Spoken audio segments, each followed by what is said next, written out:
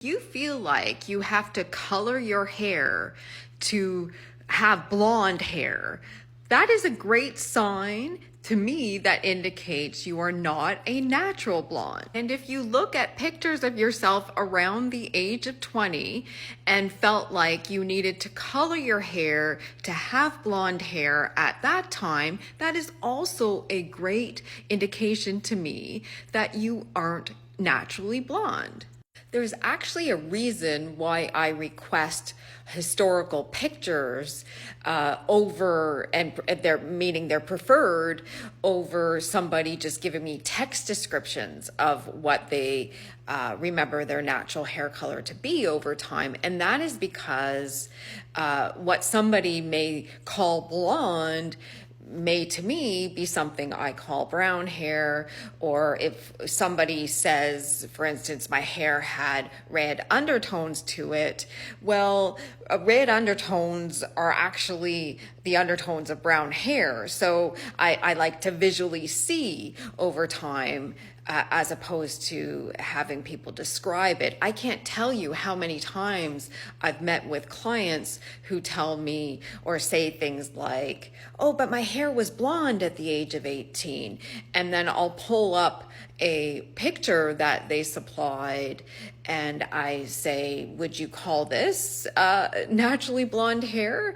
And which in essence is a picture of them that I'm pulling up around the age of 18. And they would go, oh no. And so that's why I ask for pictures. I actually don't like talking hair levels with clients. So my clientele is an international clientele. And so in one's coloring system or hair color level ranking system in one geographic location or a different brand than, for instance, the hair brand that I'm familiar with, they may call things different things. And so in some systems, you can do a Google search on this. In some hair level systems, I see level 7 called dark blonde, but in others, I see level 7 listed as in the brown range. Best reference to provide your hairstylist with if looking to color your hair color in harmony with your color analysis result would be to bring a picture of yourself with your natural hair color around the age of 20. You could go to 17-ish, but make sure it's an accurate representation of your natural hair color, meaning sunlight isn't lightening it, and what have you. Bring a picture, and indoor lighting would be optimal. And all that statement was about colored hair. If you're wearing your natural hair color, to me, that's always one of your optimal hair colors. I think as well, being realistic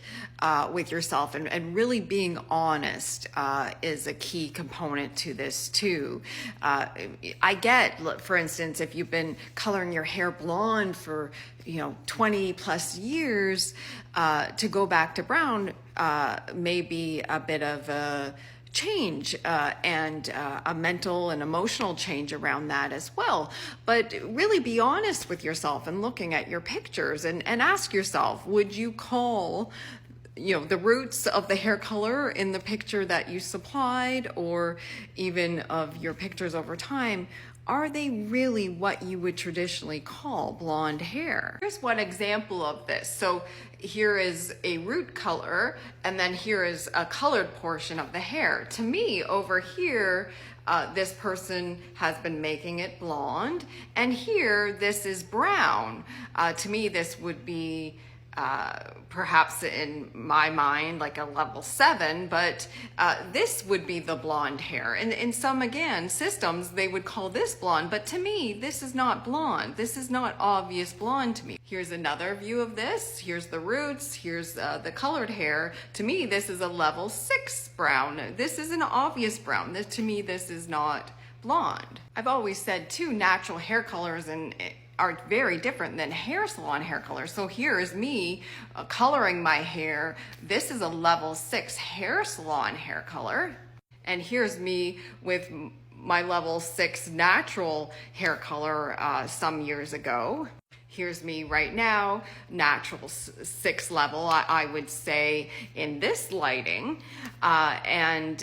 So you can see in the colored hair pic, it appears a bit darker. That's just because colored hair and natural hair colors are two different things. Here's also a picture I took of the top of my head literally outside this morning as I drank my coffee. And you can see some sunlight shining on it, but because my hair is increasingly going gray, it's gotten a lighter in some lighting, and so you know, I have to take that into account, I guess, if I was to formally assess the level. I hope somehow this video has helped. I've learned that perhaps some terminology I'm using around, you know, avoid blonde or this is brown hair may be causing some confusion. And the way I would really just think about it is, would you look at that hair color as a common person on the ground with no hair training or no knowledge about hair coloring, and would you look at that person and call them a natural blonde or more brown hair, right? So that's sort of how I sort of think and express myself around hair colors. And so if you're looking, say, at the muted palette, it would say to avoid blonde. And but if you looked at my muted hair video on YouTube, you'll see a 7NA in the picture in the background. And that to me is because 7NA visually, if your hair was naturally in that range, would appear to me brown in terms of just common, you know, walking around on the street. I wouldn't call a person with 7NA natural hair to be, you know, a natural blonde. But usually though, most muted people are a level 6 around the age of 20 naturally, in my experience. And you know, level 7A NA does appear lighter. So for instance, if your hairstylist is saying your current hair color is level 7, it may be influenced by gray hair, lightening things.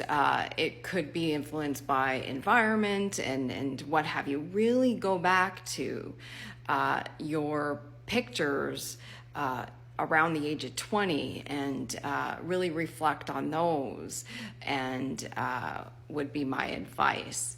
Hopefully this helps.